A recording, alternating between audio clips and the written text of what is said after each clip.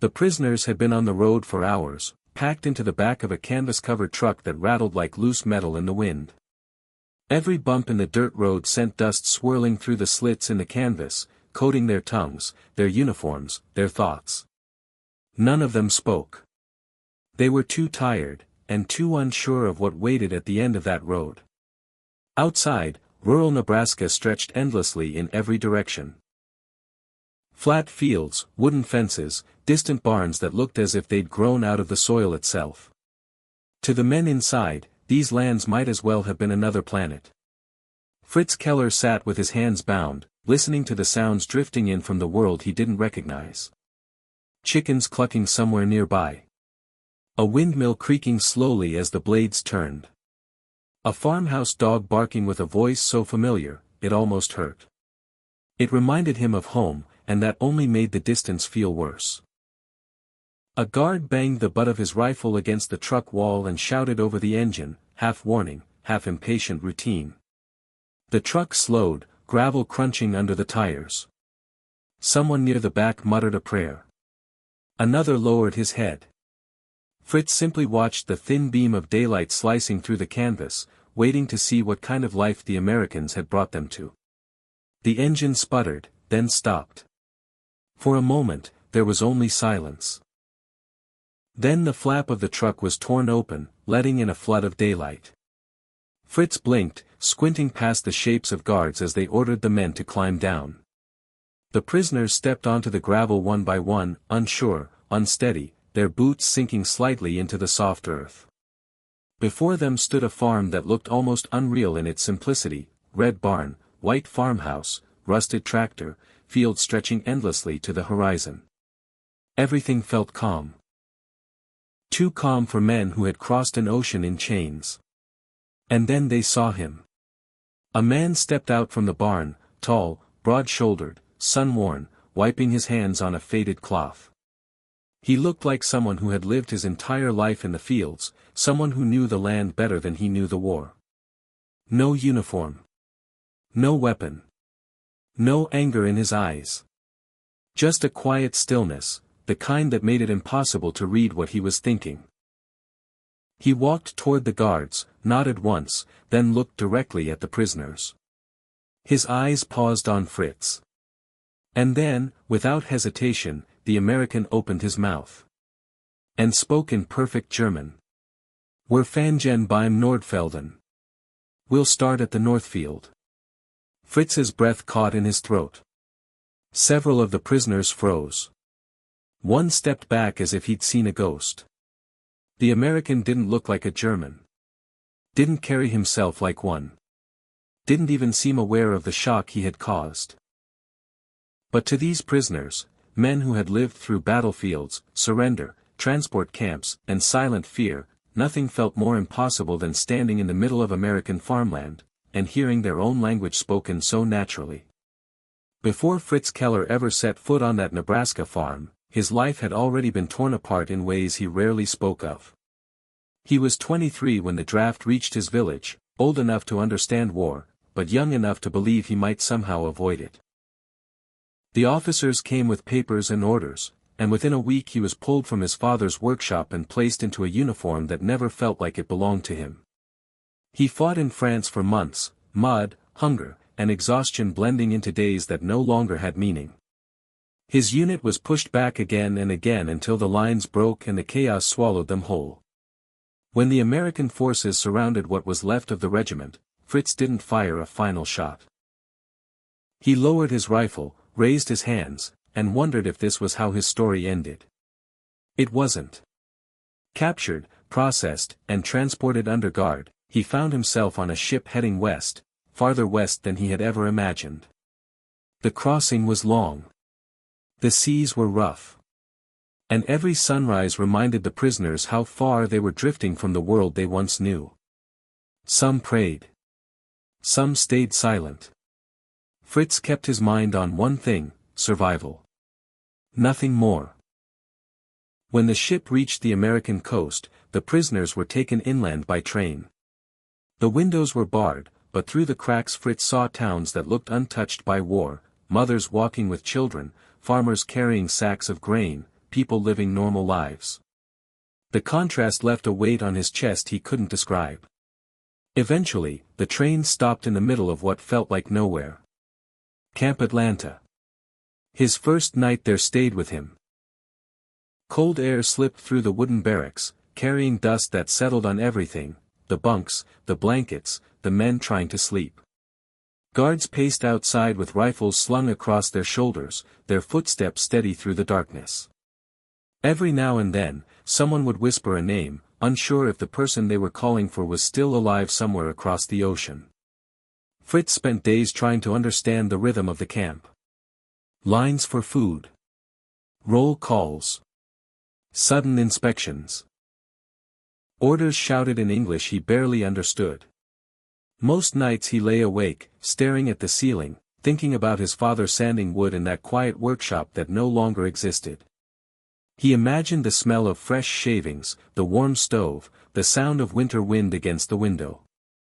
Homesickness wasn't a single feeling, it was a slow ache that spread through him little by little. Then came the announcement. Prisoners would be assigned to work details.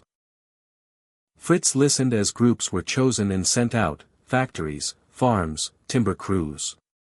He didn't care where he went, only that it meant leaving the camp, even for a few hours. Fresh air felt like freedom, even when watched by armed guards. One morning, his name was called along with a handful of others. They were told they'd be sent to work on a farm somewhere west of the camp. No explanation. No details. Just a destination on a map and orders to load into the back of a truck.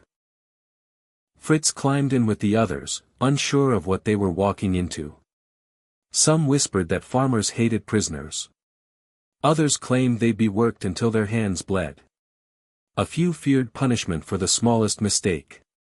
Whatever waited for them, they were certain it wouldn't be kindness. Prisoners didn't expect that. Men captured in war learned early that the world could be harsh in ways that didn't need to be explained. But as the truck rumbled down the empty road, carrying them deeper into the farmlands of Nebraska, none of them knew that the place they were headed to held something they had never imagined.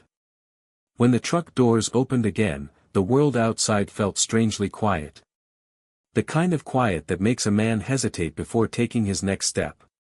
Fritz Keller climbed down with the others, boots touching the gravel of an American farm for the first time. The air smelled of soil that had been turned recently, of corn husks drying in the sun, of something warm drifting from the farmhouse kitchen. It should have been comforting. Instead, it felt uncertain. A place so peaceful shouldn't have been the destination of men still wearing the weight of war on their shoulders. The barn stood tall and weathered, its boards faded by years of sunlight. Wind brushed across the fields in long waves, bending the rows of corn like an ocean made of gold. Nothing about the landscape looked threatening. And yet, every prisoner there felt a tightness in his chest, as if the ground beneath them carried a story they hadn't been told. Then they saw him. A man stepped out from the barn, wiping both hands on a cloth. Henry Mueller. The farmer who would decide how their days would unfold. He wasn't large or imposing, but there was something unusual in the way he studied the prisoners. His eyes scanned their faces slowly, one by one, not with suspicion, but with recognition. As if he was searching for someone. As if he knew them long before they stepped off that truck. Fritz felt it immediately. A pause. A lingering look. A strange familiarity in the farmer's expression that didn't make sense. To the guards, Henry was just another American doing his part. To the prisoners, he was a question they couldn't answer. At the farmhouse door, a woman stood almost completely still. Linda Mueller. Her hands rested against the doorframe, her face unreadable. She nodded politely toward the guards but kept her eyes on the prisoners. Not with fear. Not with anger. Something else. Something calm, but searching. Behind her, two children peeked from behind the porch railing. A teenage girl holding a baseball cap. A younger boy gripping a worn glove. They stared at the prisoners the way children look at something they've only heard about but never seen up close, half frightened, half curious. The dog, however, had no hesitation. It circled the prisoners with quick, sharp movements, barking in short bursts. Not attacking. Not warning. Almost, alerting them. As if the animal recognized something about these men that it couldn't explain. It stopped in front of Fritz, head tilted, ears twitching as though it were trying to place a memory. Fritz shifted his weight, uneasy. Something about all this felt wrong, not dangerous, but wrong in a way he couldn't define. A farm should have felt ordinary. This one did not. Henry finally spoke, giving instructions to the guards, pointing toward the northern fields. The men listened, but Fritz's attention drifted to the barn behind the farmer. The large doors were open just enough for him to glimpse the interior, stacks of crates, bales of hay, tools hanging neatly from the walls. And then his eyes caught something else. A sliver of darkness behind the hay. A narrow wooden door, barely visible. Barely open. A faint glimmer of light pushed through the crack, just for an instant, before the breeze shifted and the door moved slightly, closing the gap. Fritz felt the hairs rise on the back of his neck. The dog wasn't what made Fritz uneasy. Something else inside that barn pulled at his attention. Something he wasn't supposed to see.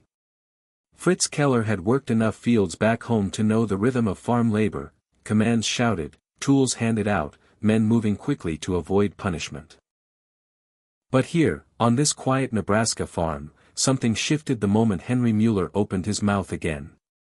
The farmer walked alongside the guards, pointing toward the rows of corn that stretched behind the barn. He spoke in English at first, slow and simple, as if making sure the prisoners understood. But then a gust of wind carried a second language to Fritz's ears, tucked beneath the farmer's breath like a phrase meant only for himself. German. Clear. Steady. Natural. Fritz stopped mid-step. He wasn't the only one who heard it. Otto Braun, a prisoner from near Augsburg, leaned close and whispered, "Did you hear that? His accent, it's Bavarian. Like someone who grew up there." Fritz kept his eyes forward, but his chest tightened. He had heard the same thing. This wasn't a man repeating a phrase he had memorized long ago. This was someone who spoke the language comfortably, the way families spoke at dinner tables or during winter evenings by the stove. There was weight behind the words. Familiarity. History. The contradiction hit Fritz harder than he expected. An American farmer in the middle of Nebraska. With a voice that carried the sound of a German home. His breath slowed. His hands felt colder. He looked at Henry again, not openly, but through the corner of his eye, studying every movement. The tilt of his head. The way he rolled certain vowels. The softness in the consonants. It didn't match the setting around them. It didn't match anything Fritz had been told about Americans. And it certainly didn't match the life of a man who was supposed to be an enemy. Henry continued giving instructions, unaware of the confusion building behind him. The guards nodded, adjusting their rifles and guiding the prisoners into position. Linda watched from the porch, concern lingering in her expression as if she sensed a conversation happening that she couldn't hear. The little boy had stopped clutching his glove and now hid partly behind his sister, his eyes locked on Fritz. Children notice things adults overlook. And in that moment, the child watched the men the same way Fritz watched the farmer, quietly, intently, as though recognizing something that didn't belong. Fritz swallowed hard. His eyes narrowed, the world sharpening to small details. The farmer's boots covered with dust, the faint mark on his wrist where a watch had once been, the way he paused before speaking again, as though translating thoughts from one language to another. A question formed in Fritz's mind that he couldn't shake. How could an American farmer sound like someone's uncle from Munich? The unease he felt earlier returned, stronger this time. Henry gestured toward the barn, giving the prisoners a moment to adjust to the tasks ahead. The guards turned away to check the equipment. And in that brief opening of stillness, Fritz allowed his gaze to drift past the main doors of the barn. That's when he saw it again. The narrow wooden door behind the hay bales. The same one he had noticed earlier. Was still slightly open. Just enough for a thin line of light to slip out. Just enough to suggest that someone had been there recently. Just enough to make Fritz wonder, what exactly was behind it. And in that moment, Fritz knew the German words were only one piece of the puzzle. Something else, hidden behind that half-open door, was waiting for him. Whether he wanted to find it or not. Fritz waited for the right moment. He didn't plan to. He didn't even think he would dare. But some places pull a man forward without asking permission, and the small wooden door behind the hay bales had become exactly that, a quiet pull he could no longer ignore. While the other prisoners gathered tools and the guards checked their rifles, Fritz drifted toward the barn. He moved slowly, blending in with the rhythm of men preparing for field work. No one paid attention to him. No one noticed the way his steps curved toward the darker side of the barn wall. Inside, the light was dim and soft. Dust hung in the air like thin fog, drifting through sunbeams that slipped in between cracked boards. The smell of old wood, machinery oil, and hay filled the space. His eyes found the door immediately. Still open. Still giving off that faint slice of light. Still waiting. He paused near it, pretending to adjust his bootlace, listening carefully for footsteps or voices behind him. There were none. Only the muffled sounds of work beginning outside. The light behind the door flickered once, as though someone had stepped away from a lamp or moved a curtain. Fritz's breath tightened. He reached out with one hand, pushing the door open just a few inches more. It creaked softly, too softly for anyone outside to hear. One step. Then another. He slipped inside. The room was smaller than he expected, almost like a storage closet that had been forgotten years earlier. The air was warmer here, and the glow came from a single bulb hanging by a frayed cord overhead. Shadows stretched across shelves lined with crates, tins, and rusted tools that looked older than the farm itself. Fritz moved cautiously. He slid his hand over the crates. Feeling dust layered so thick it coated his fingertips. These boxes hadn't been touched in years. But the table at the far end of the room was different. The dust was disturbed. Something had been moved recently. He approached it slowly, noticing the cloth draped over an object with a shape too deliberate to be farm equipment. Rectangular. Heavy. Edges of metal pushing against the fabric. His heart thudded once, deep inside his chest. He reached out, gripping the cloth. Pulled it back. And there it was. A shortwave radio, large, metal, and unmistakably powerful. Dials. Knobs. An antenna wire running up along the wall.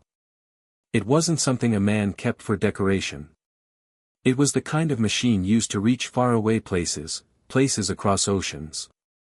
Next to it sat a stack of envelopes, tied neatly with string. Names written on the front in sharp blue ink. Names that didn't belong to Americans. German names. Dozens of them. Fritz traced one with his finger.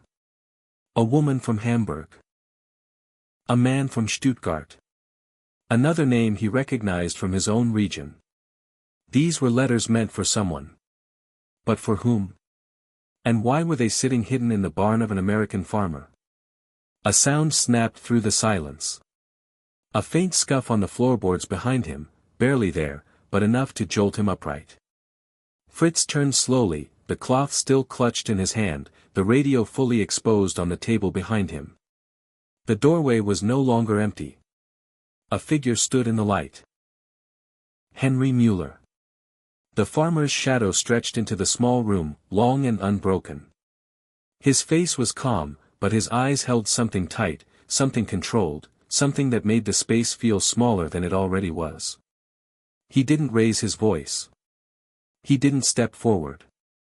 He simply looked at Fritz with a steady expression and said, "You lost." His tone was even, but the words carried far more weight than the question itself. The door behind Henry remained open only a few inches, just enough for Fritz to know there was no way out that didn't involve walking past the man who now blocked the exit. And in that moment, Fritz realized the radio was only the beginning. And the farmer standing in the doorway held answers he wasn't sure he wanted to hear.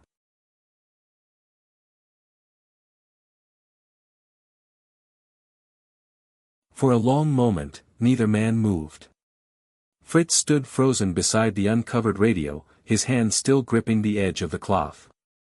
Henry Mueller remained in the doorway, silent, steady, the light behind him outlining the shape of a man who had seen more than a lifetime of fields and long winters. Then Henry spoke. He didn't shout. He didn't accuse. He simply said, with a voice heavy from years of work and worry. Best not to look in rooms that aren't yours. He stepped aside just enough for Fritz to leave, but not enough for the moment to feel harmless.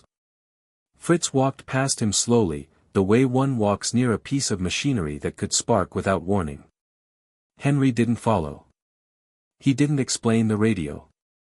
He didn't look angry, just tired, as if something inside him had tightened a little more than before. Outside, the air felt colder. Fritz rejoined the other prisoners, though his mind was still back in that dim room with the single hanging bulb. Every sound seemed sharper now, the rustle of hay, the distant hum of a tractor, the soft thud of crates being moved. None of it felt ordinary anymore. 1,000 stories had circulated among German soldiers about Americans of German descent. Some said they were loyal to the Reich. Others swore they sent coded messages across the ocean. Most men dismissed the rumors as nonsense. But now Fritz wasn't so sure. He couldn't shake the image of the radio. The envelopes. The German names written in careful script. Why would an American farmer hide such things? He tried to focus on the work, lifting crates, hauling tools, stacking bales, but the questions wouldn't leave him. Every time Henry walked by, Fritz watched from the corner of his eye, searching for any hint, any sign, any clue to explain what he had seen. The guards noticed his unease. They watched him closer. Their grips on their rifles tightened whenever he looked toward the barn for too long. One guard muttered, "Keep moving," as he passed. Another narrowed his eyes when Fritz hesitated near the barn doors again. The atmosphere on the farm shifted, subtle, but enough to unsettle every prisoner there. Lauren, the teenage daughter, stood on the porch for most of the afternoon. She didn't speak. She didn't smile. She simply watched. Not just the prisoners, Fritz, specifically. Every time he glanced her way, she quickly looked elsewhere, pretending to adjust her cap or pick at the railing.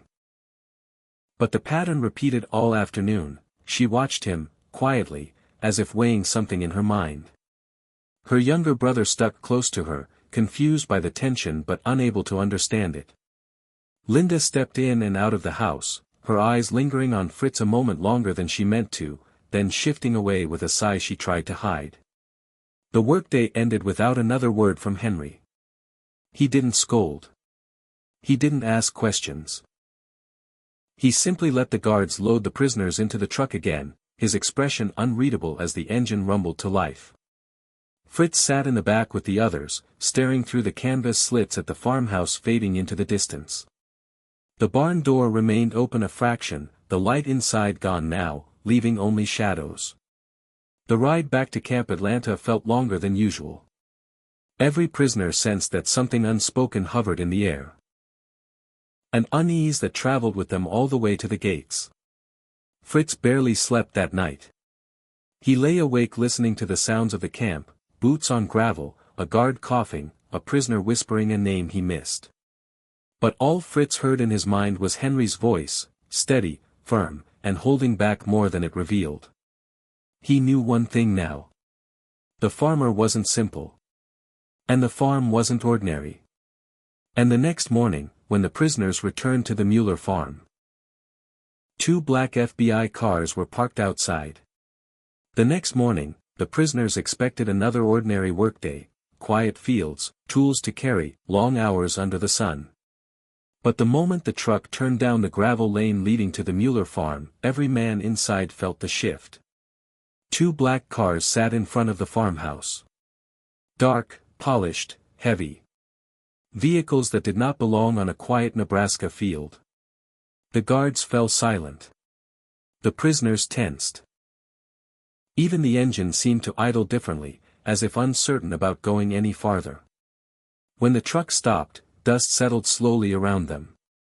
Fritz stepped down with the others, but his eyes were fixed on the porch. 3 men in dark suits moved quickly toward the farmhouse door, badges flashing at their belts. Their expressions were sharp and focused, their pace urgent, men who weren't here for a casual visit. They didn't greet the guards. They didn't greet Henry. They simply walked past him as if time mattered more than courtesy. Linda stood at the doorway, her hands gripping the frames so tightly her knuckles turned white. Her face carried a look that needed no explanation, worry that had been growing long before the cars arrived. She cast a quick glance at Henry, then at her children, as if silently telling them to stay still. The children obeyed. Lauren froze on the top step, her baseball cap clutched against her chest. Her younger brother stayed behind her, motionless, eyes wide.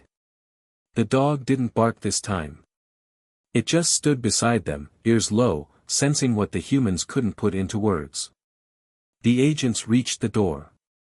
One spoke briefly to Henry, too quiet for the prisoners to hear, then pushed past him into the house. The others followed behind, moving with precision and purpose. From where he stood, Fritz could see through a window near the side of the farmhouse. He stepped slightly toward it, pretending to adjust his footing, just enough to glimpse what was happening inside. Cabinets opened. Drawers emptied. Paper after paper pulled out, examined, and stacked. Agents moved like men searching for something specific, something they already suspected was there. Linda hovered near the kitchen table, her hands trembling, though she tried to hide it by folding and refolding a dish towel. Every so often she looked toward the barn, toward the fields, toward her children, anywhere but the room the agents were tearing apart. The prisoners worked quietly under the watchful eye of the guards, though none of them could tear their minds away from what they saw. Work was no longer work, it was a distraction ordered by people who didn't want questions. Inside the house, an agent emerged from the hallway holding a box. Another followed with a bundle of envelopes tied with string. German writing was visible on several of them. Then came the moment Fritz dreaded. 2 agents carried the shortwave radio out of the farmhouse. The same radio he had uncovered the day before. The same machine that had left him standing in stunned silence. The agents placed it in the back of one of the cars without hesitation, as if it was the very thing they had come for. Conversations grew quieter. The guards shifted. Henry remained still, his jaw tense but his posture controlled, as though bracing himself for a verdict he had been expecting for years. The agent stepped outside again. One approached Henry directly. The other 2 stood behind him, watching the family, watching the prisoners, watching the farm. The entire scene felt heavy, pressed under something no one could name. Fritz stood motionless, dirt on his hands, breath held, unable to look away. They walked Henry outside. And what the FBI said next shocked everyone. For several minutes, no one on the farm moved. Not the guards. Not the prisoners. Not even Henry Mueller, who stood with his hands loosely at his sides as the FBI agents finished loading evidence into the black cars. The air felt stretched thin, holding every pair of eyes in place. One agent, the tallest of the 3, stepped away from the others and approached the guards. He didn't ask questions. He didn't give instructions. He simply looked at the clipboard one guard held, glanced once toward Henry, and spoke in a tone that carried across the barnyard with calm finality. Farmers clear. That was all. No charges. No accusations. No handcuffs. Just those 2 words, spoken as casually as if he were announcing the weather. The guards exchanged confused looks, unsure if they had heard correctly. The prisoners froze mid-task, stunned into stillness. Even Linda seemed caught between disbelief and relief, her breath leaving her chest in a slow, shaky exhale she didn't try to hide. The agents closed the trunk of their car, gave a brief nod to the guard nearest them, and stepped inside. The engines hummed to life. Gravel kicked up behind the tires. And within seconds, the vehicles rolled down the lane and disappeared beyond the cornfields, leaving the farm as quietly as they had arrived. Henry didn't watch them go. He simply adjusted his jacket, wiped his palms on his work pants, and turned toward the barn as if returning to a task he had set down only moments earlier. No explanation. No sign of worry. His steps were steady, too steady for a man who had just been searched by federal agents. He walked past the prisoners without a word, without a glance, and disappeared through the barn doors. Fritz stood frozen, unable to make sense of what he had witnessed. Every explanation he had built in his mind unraveled instantly. If Henry wasn't a spy. If he wasn't sending messages across the ocean. If the radio wasn't part of something dark. Then why hide it? Why tuck it behind a door no one was meant to open? Why keep letters in German script, tied neatly as if waiting for a destination that couldn't be spoken aloud? Why carry a language with such ease, and such secrecy? Nothing fit. Nothing aligned. Everything pointed in a direction Fritz couldn't see yet. And as the prisoners returned to their work, one question pressed harder against Fritz's thoughts than any other. If Henry wasn't a spy, then why did he hide that room? The work on the farm continued, but something had changed. The fields were the same, the tools were the same, and the Nebraska sun lay across the land like it always did, but there was a weight in the air now, something quiet yet unmistakable. The prisoners felt it. The guards felt it. And Henry Mueller carried it with him in every step he took across the barnyard. Late in the afternoon, as the others hauled the last of the crates toward the wagon, Henry approached Fritz. He didn't call out. He didn't clear his throat. He simply walked up beside him, placed one hand lightly on the crate to steady it, and waited until Fritz looked at him. Then he spoke. "Walk with me." It wasn't a command. It wasn't a request either. It was something in between. Something that told Fritz this conversation had been waiting for the right moment. Henry led him toward the edge of the barn, where the shadows fell long against the wooden siding. Out of view from the guards. Out of earshot from the other prisoners. Linda watched from the porch for a moment, but when Henry glanced her way, she turned and stepped inside, closing the screen door behind her. Fritz stood still, unsure whether to brace for accusation, punishment, or something else entirely. Henry leaned against a fence post, took a slow breath, and looked at the ground before meeting Fritz's eyes. "You saw more than you were meant to yesterday." The word struck harder than any threat could have. Before Fritz could respond, Henry continued, steady, honest, as if he had rehearsed these sentences in his mind for months. "The letters weren't for the Reich," he said. "They were for people who had no other way to reach their families. Folks here, German immigrants, old neighbors, who still had brothers and sisters trapped in the middle of all this." He paused, letting the truth settle. "They'd come to me quietly. Some from towns miles away. They'd hand me letters they didn't know how to send, letters they were afraid to mail through regular channels." Fritz said nothing. Henry kept going. "The radio wasn't for the German military," he explained. "It was for ships sailing under countries that stayed out of the fighting. Neutral routes. Trading vessels. I sent messages when I could. Short ones. Names. Health. Where someone had been seen last. Anything that could help a family sleep better." He looked toward the barn, toward the door Fritz had opened. "I didn't hide it because of guilt," Henry said quietly. "I hid it because the government doesn't always understand the difference between helping people and helping an enemy. He rubbed the back of his hand across his jaw, weary from carrying a burden too long. Out here, word travels fast. A man like me sends a message across the Atlantic, someone will assume the worst before they ever consider the truth. Fritz's chest tightened. Every fear he had built, every suspicion he had entertained, began to crumble under the weight of what Henry revealed. Henry wasn't aiding Germany. He wasn't passing codes. He wasn't keeping secrets for the Reich. He was doing something far simpler, and far more dangerous. He was helping families torn apart by the war.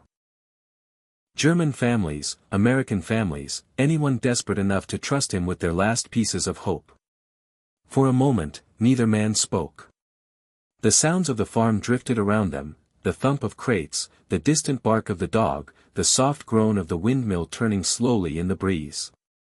Then Henry stepped closer, lowering his voice to something meant only for Fritz. "There's something else you should know," he said. His face tightened. Not with fear, but with the weight of a truth he had carried too long. He hesitated, just once. Then he looked Fritz directly in the eyes. And then Henry said something that made Fritz's heart stop. Henry didn't rush his words. He spoke the way someone speaks when a truth has waited years to be told, quiet, careful, shaped by memories that have never quite settled. He folded his arms, looked toward the farmhouse, then back at Fritz. "There's a name in my grandmother's Bible," he said. "One that's been there longer than I've been alive." Fritz listened, unsure where the conversation was heading, yet unable to look away. Henry continued. "Keller." The sound of his own surname spoken by an American farmer landed deep in Fritz's chest. He tried to steady his breath, but the air around him felt different now, thicker, slower, full of questions he had never expected to face on a Nebraska farm thousands of miles from home. Henry stepped closer, pulling a small leather-bound book from his coat pocket. Its edges were worn, the binding cracked from age. He opened it carefully, as though the pages might break under too much pressure. Inside the front cover was a folded photograph, thin, yellowed, delicate from time. Henry held it out. Fritz stared at the image. A woman, young in the photograph but clearly from another century, stood beside a wagon with a timid half-smile. Her hair pulled back. Her posture straight. Her eyes steady. Below her face, written in careful script, Marta Keller, 1889. For a long moment, Fritz forgot about the guards, the fields, the war.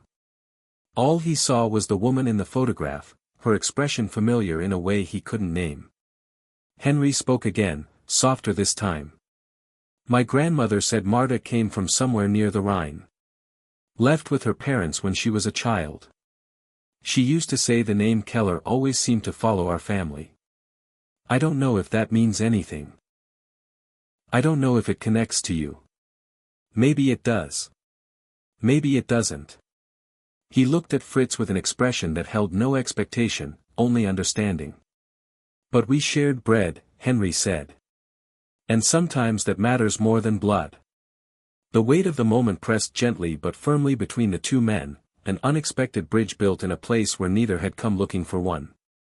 The prisoners continued their work in the distance. The guards talked quietly near the truck. The world carried on exactly as it had minutes earlier, yet nothing felt the same. Fritz held the photograph for a moment longer before handing it back, his voice caught somewhere between gratitude and confusion. Henry returned the photo to the Bible, closed it with care, and tucked it into his coat as though setting a memory back in its rightful place. But the biggest secret on that farm was not revealed by Henry. It was revealed by his daughter. The war did not end with celebration. For men like Fritz, it ended with silence, an abrupt stillness after years of noise. One morning the guards stopped shouting orders. The camp gates no longer echoed with boots. Word spread slowly, passed from barrack to barrack, Germany has surrendered.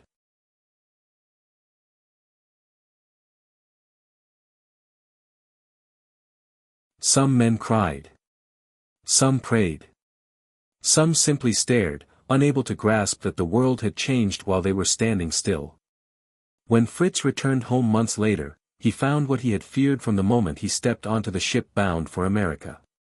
His village was broken, houses collapsed, streets empty, windows shattered. Smoke no longer rose from chimneys. Gardens were overgrown, untouched. His family home lay in ruins. The door hung loose from its hinges. The roof had fallen inward. The table where his family once ate their meals had been crushed under rubble. Fritz walked through the wreckage like a man moving through a memory now buried under dust and ashes. He learned from neighbors, those few who remained, that his father had died during a winter raid. They pointed to the small cemetery at the edge of the village. Fritz stood at his father's grave with the note in his pocket and Henry's grandmother's photograph wrapped carefully in cloth inside his coat. Everything else the war had taken, but those two things he carried everywhere. Years passed. Rebuilding was slow, uneven, filled with days that blurred together. But one morning, long after the war's end, Fritz packed a small suitcase and walked to the railway station. He bought a ticket with money he had saved from labor, boarded a train to the coast, and then a ship bound for America. He crossed the ocean a second time. No longer as a prisoner, but as a man following a thread that had tugged at him since the day he left the Nebraska farm. He traveled to Wisconsin first, searching for the address written in Lauren's careful handwriting. The town was small. The church at the end of the street looked older than the houses around it, its bell tower rising quietly over the trees. Inside, the air smelled of wood and old hymn books. A man approached him. Middle-aged, warm-faced, carrying the calm presence of someone who had spent a lifetime among prayer benches and stained-glass windows. "You're looking for the Muellers," he said before Fritz could speak. Fritz nodded. The man introduced himself as Henry's nephew. His expression shifted when Fritz gave his name. "Keller," he repeated softly. "My uncle talked about that name." He led Fritz to a small room behind the church office. Inside a drawer, wrapped carefully in cloth, was an envelope addressed in handwriting Fritz recognized instantly. Henry's handwriting. The nephew placed it in Fritz's hands. "He asked me to give it to you," he said. "Said you might come one day. Said some stories don't end just because a war does." Fritz opened the envelope with steady hands. Inside was a letter, short, thoughtful, written with the same quiet honesty Henry had shown on the farm. Lines about family. About names that cross oceans long after borders shift. About helping people because help is what keeps a world standing when everything else falls. Fritz read it twice before folding it away. He left the church with the letter in his pocket, the photograph tucked against his heart, and a small note aged by years of travel. And then, days later, after following long roads and quiet highways across the Midwest, Fritz found himself standing once again in front of the Nebraska farmhouse. The farmhouse looked smaller than Fritz remembered. The paint had faded. The porch boards had weathered. The windmill turned slowly in the distance, its steady rhythm echoing across the empty fields. Yet standing at the end of the walkway, Fritz felt the same mix of uncertainty and hope he had felt the first day he arrived there as a prisoner. He took a breath and stepped forward. Each footfall landed softly, as though he were walking across a memory rather than a place. The porch creaked under his weight. He raised his hand and knocked, once, then again, the sound carrying through the quiet Nebraska evening. For a moment, nothing happened. Then the door opened. Linda stood there, older now, her hair streaked with gray, her face lined by years of work and loss. She studied the man on her doorstep the way one studies a photograph from long ago, searching for the familiar beneath the years. Her eyes widened. Her hand lifted to her mouth. Her voice broke into a whisper that carried every season that had passed since the war. Friedrich. The name hung in the air like a thread connecting decades. Before Fritz could speak, she reached for him, gently, carefully, pulling him inside with the warmth of someone welcoming home a man who had never truly been a stranger. The house felt different yet untouched. The same wooden floors, the same quiet rooms, the same sense that kindness had once lived here even when the world outside was tearing itself apart. And in that doorway, surrounded by memories of a war that had changed them all, a truth settled quietly between them. Some bonds survive distances.